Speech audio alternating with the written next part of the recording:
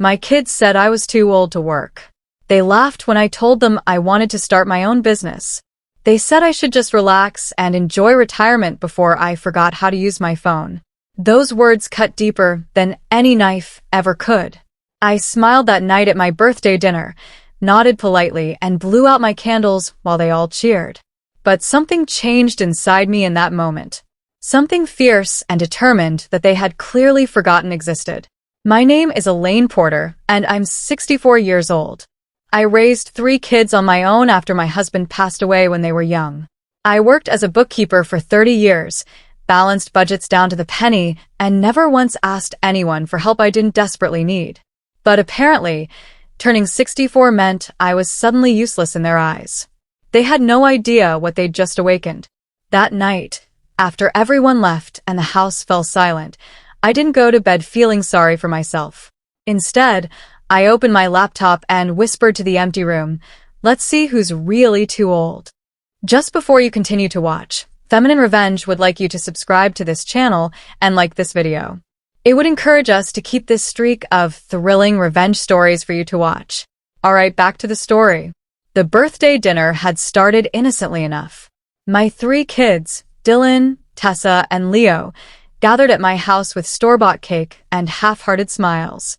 I'd cooked pot roast, their childhood favorite, hoping to feel that warmth of family I remembered from years ago. But Dylan, my oldest at 38, stood up with his wine glass and cleared his throat importantly. "To Mom," he announced, "who's worked hard her whole life and finally deserves to just rest." Everyone clinked glasses and I smiled, waiting for the warmth of the moment. Then he added with a chuckle, "Seriously, Mom, you've done enough. Just relax before you forget how to use your phone or accidentally delete your Facebook." The table erupted in laughter. Tessa, my middle child at 35, nodded enthusiastically. "Dylan's right, Mom. You've earned your rest. No more spreadsheets, no more stress." Even Leo, my baby at 32, smiled awkwardly into his plate. The words landed like stones in my chest, each one heavier than the last. They thought I was finished. Used up. Too old to contribute anything meaningful. I kept smiling though, because that's what mothers do. 2 weeks after that dinner, Tessa showed up at my door unannounced. She had glossy brochures in her hand and that overly cheerful voice people use when they're about to deliver bad news. "Mom, I've been doing some research," she said, spreading the pamphlets across my kitchen table.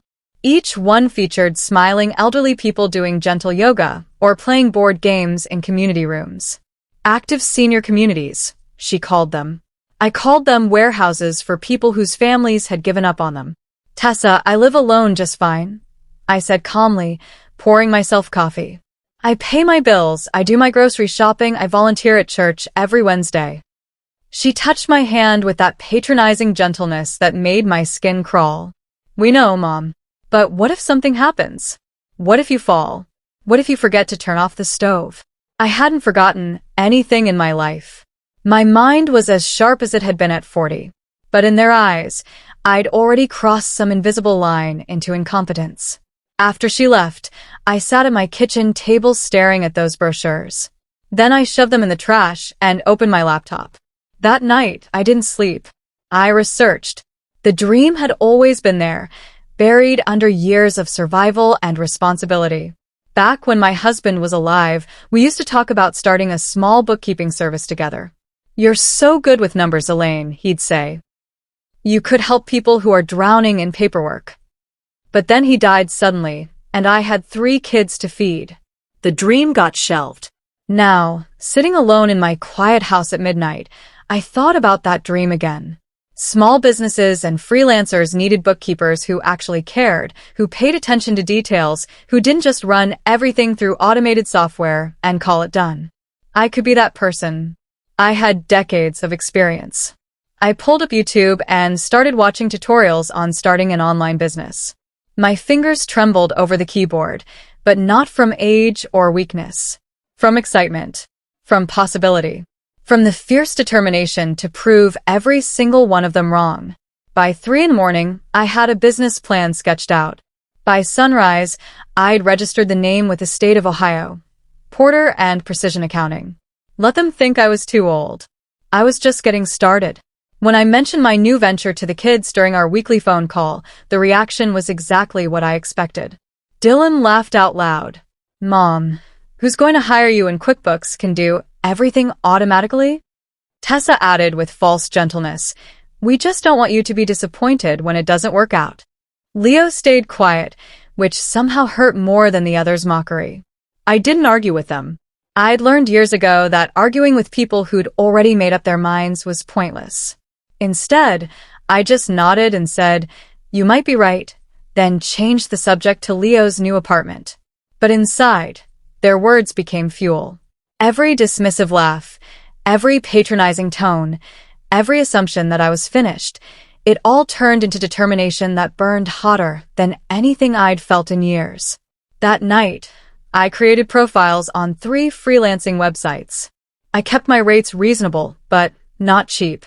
I wrote in my bio that I had 30 years of experience and a personal touch that software couldn't replicate. Then I waited. The first 2 days brought nothing. But on the 3rd morning, I woke up to a message that made my hands shake with vindication. His name was Trevor Campos, a 29-year-old photographer from North Carolina who'd recently gone full-time freelance and was drowning in receipts and tax confusion. His message was kind and a little desperate. Mrs. Porter, I saw your profile and, honestly, you remind me of my late grandmother. She always told me to find people I could trust, not just the cheapest option. I trust you. Can you help me organize my business finances? I read that message 3 times, my throat tight with unexpected emotion. Someone saw value in me. Someone chose experience and care over automation and youth. I wrote back immediately, and within an hour, we'd agreed on terms. For the next 2 weeks, I poured myself into Trevor's books. I organized every receipt, categorized every expense, set up a system he could maintain himself. I sent him weekly summaries with notes explaining everything in plain English. When tax season came, he'd be completely prepared. More than that, I felt useful again. Needed. Competent. The things my own children had stripped away with their careless words. When I submitted the final report, Trevor responded within minutes. What he wrote next changed everything. Trevor's review appeared on the freelancing platform the next morning. If you need precision and warmth, hire Elaine Porter. She saved my business and my sanity. She explains everything clearly, responds within hours, and actually cares about your success. She's not just a bookkeeper, she's a mentor. Best decision I ever made. Within 3 days, that review had been shared in a freelancer's Facebook group with over 50,000 members. My email inbox exploded. 22 inquiries in the first 72 hours. 7 of them hired me on the spot. I sat at my kitchen table reading message after message from people who wanted my help, and I cried. Not from sadness, but from overwhelming validation. I wasn't too old. I wasn't useless. I was exactly what people needed. I hired a simple scheduling system and got to work. Each client got my full attention. Each project got the precision I'd spent 30 years perfecting. Words spread faster than I could have imagined. Then one morning, I received an inquiry that made me stop breathing. The sender's company name was listed as Hartman Consulting Group. My son Dylan worked for Hartman Consulting Group. The accountant's email signature confirmed it. This was his company's financial officer reaching out. The email was professional and direct. Ms. Porter, your name was referred to us by one of our employees who mentioned you used to be quite skilled with numbers. We're looking for someone to review our quarterly books and provide recommendations for efficiency improvements. Would you be interested? Dylan had recommended me. That seemed impossible given how he'd laughed at my business idea. More likely, someone had seen my growing reputation and Dylan had casually mentioned, "Oh, that's my mom. She used to be good at that stuff." The past tense stung, but I accepted the project without mentioning the family connection. I wanted my work to speak first. For 3 weeks, I dove into Hartman's financial records. I found inefficiencies in their expense categorizations, identified tax deductions they'd been missing, and streamlined their vendor payment systems. Every report I submitted was flawless, detailed, and accompanied by clear explanations. The financial officer sent increasingly impressed responses. Then came an email from a name I didn't recognize. Preston Harlan, CEO. Ms. Porter, we've never seen anyone turn around our books this cleanly or identify this many cost-saving opportunities. Would you consider a consulting contract with us? My heart pounded as I typed my acceptance. 3 days later, I received the Zoom meeting invitation. And that's when everything became gloriously complicated. I logged into the Zoom meeting 5 minutes early, my hair done nicely, and my best blouse pressed. Preston Harlan appeared on screen first, a man in his 50s with kind eyes and an easy smile. Elaine, wonderful to finally meet you face to face, so to speak. We chatted briefly about the weather and my background. Then other faces started popping onto the screen. The financial officer, 2 department heads. And then, just as Preston was about to officially start the meeting, one more participant joined. Dylan's face appeared in a small square at the bottom of my screen. His expression was casual at first, probably expecting another boring financial meeting. Then his eyes focused on the screen, recognized me, and went completely wide. His mouth actually fell open. Preston, oblivious to the drama, smiled warmly. "Ah, excellent, Dylan. Perfect timing. I wanted you here, since you're the one who originally mentioned Elaine to us. Everyone meet our new accounting consultant, Elaine Porter, Dylan's mother." The silence that followed was absolutely golden. I could see Dylan trying to process what was happening. His mother, the woman he'd said was too old to work, was now consulting for his company. At a higher rate than he probably earned, no doubt. I smiled serenely at the camera. "Hello, everyone. Dylan, nice to see you." My voice was calm and professional. Dylan stammered something incoherent while Preston continued enthusiastically explaining the scope of my consulting role. I watched my son's face cycle through shock, confusion, embarrassment, and something that might have been the first hint of respect he'd shown me in years. The meeting continued professionally, but I caught Dylan staring at me multiple times, his expression unreadable. After we logged off, my phone rang within minutes. "Mom, you're working for my company?" His voice was strange, caught between disbelief and something else. "Yes, Dylan. They hired me based on my work quality." "Is that a problem?" I kept my tone light, but firm. "No, why didn't you tell us you were doing so well?" There it was. The assumption that I owed them reports on my life, while they dismissed my ambitions. "You said I was too old to work.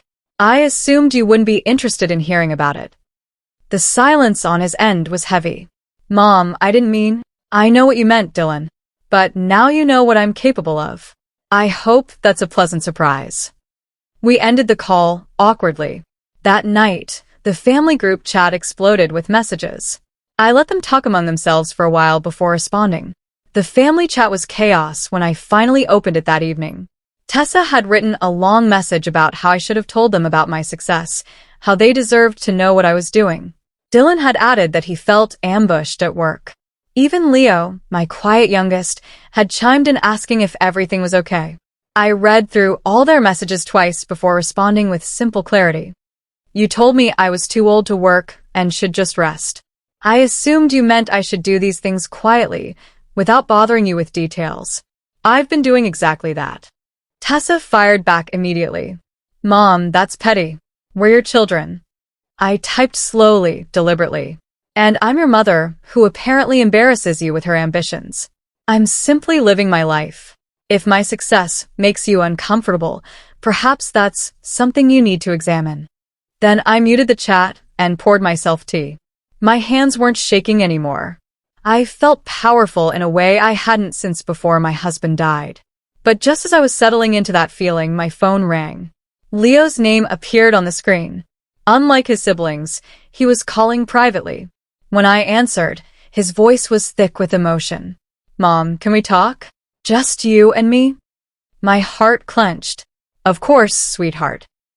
What he said next broke my heart and healed it at the same time. Leo's voice cracked as he spoke. "Mom, I'm sorry. I should have defended you at your birthday dinner. I should have told Dylan and Tessa they were being horrible." He took a shaky breath. "The truth is, They've been pressuring me for months to convince you to move into one of those senior places. They think you'll embarrass yourself trying to work. But honestly, Mom, I'm so proud of you I could burst. Tears welled up in my eyes. My baby, my youngest, the one who'd always been gentlest, he'd been caught in the middle. Leo, you don't have to choose sides. But I do, Mom. And I choose you. What you're doing is incredible. You're showing everyone that age is just a number. You're my hero. We talked for an hour, really talked, the way we used to when he was young, and would tell me everything. By the time we hung up, I felt renewed. If even one of my children truly saw me, that was enough. But I also made a decision that night. I wasn't done proving myself. Not even close. If Dylan and Tessa thought this was impressive, they hadn't seen anything yet. I was going to build something so undeniable that they'd have no choice but to see me for who I really was. Not a burden. Not a relic. But a force. I reinvested every dollar I earned back into my business. I took online courses in digital marketing and social media strategy. I learned Canva and designed professional graphics for my website. I hired a young college student named Marcus as a part-time virtual assistant to handle scheduling and initial client communications. Porter and Precision Accounting went from a side hustle to a legitimate growing business. I created packages for different client needs: monthly bookkeeping, quarterly reviews, tax preparation assistance, financial consulting. My client base spread from Ohio to Michigan, then to Pennsylvania and Indiana. Referrals came in steadily. I developed a reputation for being thorough, kind, and remarkably tech-savvy for someone of my generation. That last part always made me smile. My generation had adapted to every technological change for decades. We weren't helpless. We were experienced. Within 4 months, I was earning more than I'd made at my old bookkeeping job. Within 6 months, I'd doubled that. I wasn't getting rich, but I was thriving. More importantly, I was proving something vital to myself. My value hadn't expired just because I'd crossed 60. Then one morning, I received an email that would change everything again. A reporter from a regional business magazine wanted to interview me for an article about successful late-career entrepreneurs. My story had been shared by one of my clients and caught the editor's attention. The article was published 3 weeks later under the headline, "Retired Grandmother Builds Thriving Business After Her Kids Told Her to Quit." The reporter had captured my story perfectly. The dismissive birthday dinner, the senior community brochures, the decision to prove them wrong. My quote at the end read, "Age isn't an expiration date. It's an accumulation of knowledge and experience. Anyone who thinks older people can't contribute simply isn't paying attention." Within hours, the article had been shared hundreds of times on social media. My email inbox flooded with congratulations, interview requests, and new client inquiries. People sent me messages saying I'd inspired them to pursue their own delayed dreams. Some were in their 60s and 70s. Others were younger, but had been told they were too old to make career changes. The article was picked up by a national business blog, then another. Suddenly, Porter and Precision Accounting was getting attention I'd never imagined. My phone rang constantly. I had to hire Marcus full-time just to manage the communication volume. And then, inevitably, someone from Dylan's company saw the article. It was shared in their internal Slack channel under the heading, "Our consultant is internet famous." I could only imagine the expression on his face when he read it. 2 days after the article went viral, I received a carefully worded text from Tessa. "Mom, can we take you to brunch this Sunday? We'd like to talk." I almost declined out of sheer stubbornness, but Leo sent me a private message.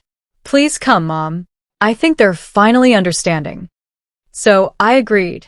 That Sunday, I arrived at the restaurant to find all 3 of my children already seated, looking unusually humble. Tessa stood and hugged me tightly. "Mom, we need to apologize. We underestimated you."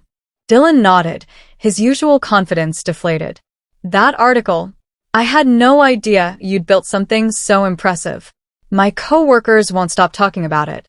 Even their apologies carried a sting. They were impressed by external validation, not by me as a person. But I accepted their words gracefully. We ordered food and made small talk that felt forced but genuine in its awkwardness. They asked about my business, and I answered honestly about the challenges and rewards. For the first time in months, they seemed to actually listen. Then the server brought the check.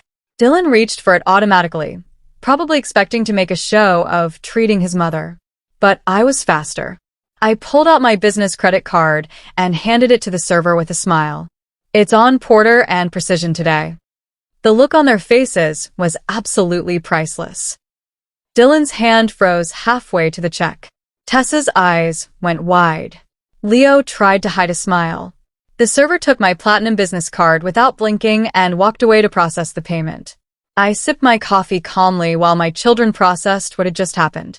Their mother, the woman they'd tried to send to a senior home, had just paid for their expensive brunch with her company card.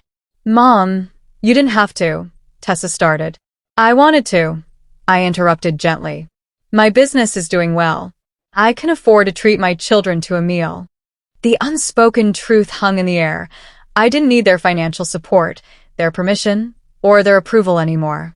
The server returned with my card and a receipt. I added a generous tip and signed it with a flourish. As we walked to our cars, Dylan pulled me aside. "Mom, I really am sorry about everything I said. You've proven us all wrong." I patted his arm. "I didn't do this to prove you wrong, sweetheart. I did it to prove to myself that I still had value to offer the world. Your opinion was just the spark I needed." We parted ways with promises to stay in better touch.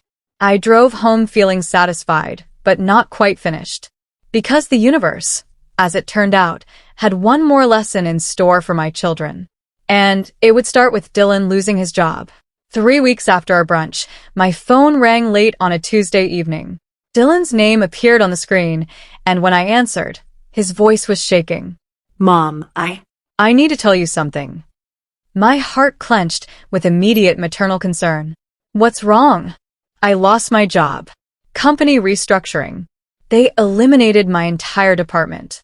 He sounded devastated, his usual confidence completely gone. "I have severance for 3 months, but after that, I don't know what I'm going to do." I took a breath, pushing down the instinct to immediately fix everything for him. "I'm sorry, Dylan. That's incredibly stressful. What's your plan?" "I've been applying to similar positions, but the market is tight right now. I might need to try something different. Maybe freelancing or consulting." The irony was so thick I could taste it. "Freelancing isn't easy, Dylan. It requires patience, persistence, and the ability to handle rejection." "I know, Mom. I know. I was hoping maybe you could give me some advice, since you've been so successful at it." There it was. My son, who'd mocked my business plans, was now asking for my help. I could have gloated. I could have reminded him of every dismissive word he'd said. Instead, I did what mothers do. "Of course I'll help you, sweetheart. Let me think about how we can approach this." But I also decided this was the perfect opportunity to teach him a lesson he desperately needed to learn: humility. That week, I created a job posting under a fake company name, Precision Solutions Group. I listed it on the same freelancing platforms where I'd built my business. The position was for a remote assistant accountant, exactly the kind of transitional role Dylan needed. The pay was decent, but not impressive. The requirements included attention to detail, strong communication skills, and the ability to take constructive criticism. Then I waited to see if he'd apply. 2 days later, the application came through. Dylan Porter's resume landed in the email inbox I'd set up specifically for this purpose. I reviewed it with professional detachment. His experience was solid, his education impressive. But his cover letter was generic and careless, clearly copied from a template. He'd spelled the fake company name wrong. I sent him a response under my assistant Marcus's name, offering him a trial project. He accepted immediately, probably relieved to have any income opportunity. For the next 2 weeks, I worked with my son without him knowing it was me. Marcus forwarded Dylan's submissions to me, and I provided feedback. Some of it was positive. Dylan did have genuine skills. But much of it was critical. His work was sloppy in ways that showed he was used to cutting corners because he'd always gotten away with it. Under the guise of Emily Pierce, senior consultant, I pushed him harder than he'd probably ever been pushed. When he complained about the detailed corrections, I responded firmly. Precision matters in this business. Either meet the standards or find different work. Then, after his third project, I decided it was time. I signed my feedback email simply, "Regards, Mom." I could imagine the moment Dylan opened that email and read the signature. The confusion, then the dawning realization, then the absolute mortification. My phone stayed silent for 3 hours. I knew he was processing, probably pacing his apartment, maybe even calling Tessa to verify if this was real. When he finally called, his voice was small. "Mom? That was you? Emily Pierce was you?" "Yes, Dylan. I've been your boss for the last 2 weeks." I don't understand. Why? I kept my voice gentle but firm. Because you needed to learn what it's like to be judged solely on your work. To have someone expect excellence from you without the safety net of family or company loyalty. How did it feel? He was quiet for a long moment. Honestly, it was humbling. You called me out on things I thought I could slide by on. You made me actually try. That's what good work requires, sweetheart. Real effort. Not just the minimum to get by. Then his voice cracked. "I'm so sorry, Mom. For everything I said. For not taking you seriously. For thinking you were too old to contribute. You're a better business person than I ever was as an employee." This was the apology I'd been waiting for. Not one prompted by my public success, but one earned through his personal experience of my standards and capabilities. "Thank you for saying that, Dylan. And you're hired if you want the position. For real this time, working directly with me." He laughed, a sound of relief and genuine humility. "I'd be honored to work for you, Mom." Dylan started officially working as my assistant the following Monday. He was punctual, professional, and genuinely eager to learn. I watched him transform from an entitled middle manager into someone who understood the value of precise work. We developed a good rhythm. He handled initial client communications and basic bookkeeping, while I focused on complex consulting and business development. Working with my son healed something between us that I hadn't realized was broken. But Tessa still hadn't learned her lesson. She called me one afternoon in late November, her voice tight with stress. "Mom, I need your help. My taxes are a mess." She worked in marketing for a mid-sized firm, and apparently her company had misclassified her as an independent contractor for part of the year, creating a documentation nightmare. "I might owe thousands in penalties if I can't sort this out. Can you look at it?" I agreed immediately because despite everything, she was still my daughter. What I found in her records was worse than she'd described. Multiple filing errors, missing documentation, unreported income from a side project. She could have faced serious consequences. I had a choice in that moment. Let her face those consequences as punishment for how she treated me, or help her because that's what family does. The decision was easier than it should have been. I spent a full week reconstructing Tessa's financial records. I contacted her employer's HR department and got corrected documentation. I found receipts she'd forgotten about that qualified as deductions. I filled out amendment forms and wrote detailed explanations for the IRS. When I finally sent her the corrected files, everything was resolved. She wouldn't owe penalties. In fact, she'd be getting a small refund. She called me immediately, crying. "Mom, you saved me. I could have lost everything. And you did all this for free after how I treated you." That's what mothers do, Tessa. Even when our children forget who we are. Her voice was thick with emotion. "I was so wrong about you. I thought you needed to be protected and managed, but you're the strongest person I know. Can you forgive me?" "I already have, sweetheart. I just needed you to see me clearly." We talked for over an hour, really talked, about her fears of me aging, about her own insecurities about getting older in a youth-obsessed industry. She admitted that my success had forced her to confront her own anxiety about becoming irrelevant. It was the most honest conversation we'd had in years. After we hung up, I felt the last piece of resentment dissolve. My children finally understood. But then Tessa did something I never expected. 2 days after our conversation, Tessa posted on her LinkedIn profile. I didn't know about it until Leo texted me a screenshot. The post was lengthy and vulnerable. I need to tell you about my mother, Elaine Porter. 6 months ago, my siblings and I told her she was too old to work and should just rest. We tried to convince her to move to a senior community. We laughed at her business plans. We were wrong about everything. She went on to detail my journey building Porter and precision accounting, but more importantly, she talked about her own prejudices about aging and relevance. My mother taught me that resilience has no expiration date. She proved that experience and wisdom are more valuable than youth and speed. She saved my career this week after I tried to sideline hers. If you've written off someone because of their age, I challenge you to reconsider. You might be dismissing the exact person you need. The post went viral within hours. Thousands of shares, hundreds of comments from people sharing similar stories. Major business publications picked it up. News outlets began reaching out. My phone rang nonstop with interview requests. But the most surprising call came 3 days later from a producer at a national morning show. They wanted me to appear as a guest, to tell my story to millions of people. I almost said no. But Leo called me that night with urgency in his voice. Mom, you have to do this. Do you know how many older people are told they're worthless? You could give them hope. He was right. This was bigger than my personal vindication. This was about changing a cultural narrative. So, I said yes. The morning show appearance was scheduled for 2 weeks later. I flew to New York City, stayed in a hotel nicer than any place I'd ever visited, and tried not to be nervous. Marcus helped me prepare, running through potential questions and reminding me to just be myself. The green room was surreal. I sat next to a celebrity chef and a Broadway actress, feeling completely out of place in my sensible blazer and pearl necklace. Then the producer came to get me. Elaine, you're on in 5. The host is really excited to meet you. I walked onto that bright set on shaky legs.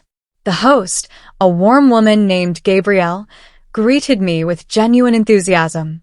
Elaine Porter, the woman proving age is just a number. Welcome.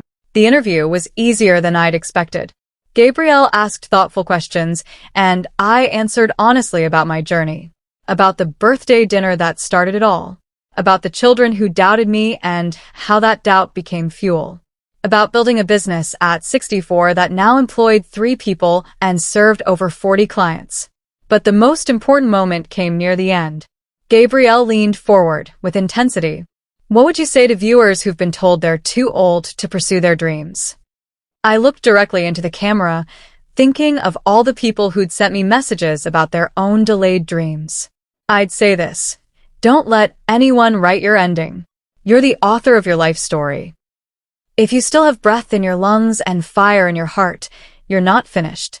Pick up the pen and start a new chapter. It's never too late to become who you were meant to be. The studio audience erupted in applause. I glanced to the side of the set and saw Dylan, Tessa, and Leo standing there, tears streaming down their faces. The producer had invited them as a surprise. After the interview ended and the cameras stopped rolling, my children rushed onto the set. They hugged me tightly, all 3 of them, and in that moment, I felt something I hadn't felt in years. Completely seen, completely valued, completely myself. The morning show appearance changed everything. The segment was shared millions of times online. Major news outlets wrote follow-up articles. I received thousands of emails from people across the country thanking me for inspiring them. Colleges reached out asking if I'd speak to their business students. Senior advocacy groups wanted me to keynote their conferences. Most surprisingly, venture capital firms contacted me about expansion opportunities for Porter and precision accounting. But the moment that mattered most happened 3 days after the show aired. My children took me to dinner, and this time there was no awkward tension or unspoken resentment. We talked like we used to when they were young, before life got complicated. Dylan told me about a client he'd landed by himself, his pride evident. Tessa shared that her boss had seen the morning show and given her a promotion. Leo announced he was considering starting his own business, inspired by my example. I spent my whole career playing it safe, he admitted. Watching you take risks at 64 made me realize I've been wasting my 30s being scared. As we left the restaurant, Tessa linked her arm through mine. Mom, I'm sorry it took us so long to really see you. I squeezed her arm gently. Sometimes people need to be shown truth instead of told it. You see me now. That's what matters. Because revenge, I'd learned, wasn't about destruction. It was about resurrection. About rising from the ashes of others' low expectations and becoming exactly who you were meant to be all along. 6 months after the morning show appearance, Porter and Precision Accounting had grown beyond anything I'd imagined. I'd hired 5 employees, all of them women over 50 who'd been told they were too old for the job market. We worked remotely, collaborated seamlessly, and had built a reputation for excellence that attracted clients nationwide. Dylan now managed operations full-time. Tessa had left her marketing job to handle our social media and client relations. Even Leo came on board part-time while building his own consulting business, handling our technology infrastructure. We'd become a family business in the truest sense. But more than the professional success, I'd rebuilt relationships with my children on new foundations. They no longer saw me as someone to manage or protect. They saw me as someone to learn from, collaborate with, and respect as an equal. The morning I turned 65, I woke up to a text from all 3 of them. Happy birthday, Mom. Thank you for teaching us that age is just the beginning of possibility. We love you. I sat in my home office, looking at the wall where I'd hung articles about the business, photos from speaking engagements, and a framed quote I'd written to myself that first night after the birthday dinner. They think I'm finished. Watch me rise. I'd risen. Not just professionally, but personally. I'd reclaimed my value, my voice, and my relationship with my children. All because they'd underestimated me, and I decided to prove them spectacularly wrong. I never retired from Porter and Precision Accounting. Why would I? I was doing the most fulfilling work of my life, helping people while proving daily that 64, 65, or 85 meant nothing when you had skill and determination. My story continued to inspire others. I received letters from women who'd started businesses at 70, men who'd changed careers at 68, people of all ages who'd stopped letting others define their potential. The senior community brochures Tessa had brought that day still sat in a drawer in my office. I kept them as a reminder of where I'd started, on the edge of being shelved, dismissed, and forgotten. But I'd refused that ending and written my own instead. On my 66th birthday, my children threw me a party at Dylan's house. This time, when Dylan stood to give a toast, his words were completely different. To Mom, who taught us that the only limits that exist are the ones we accept.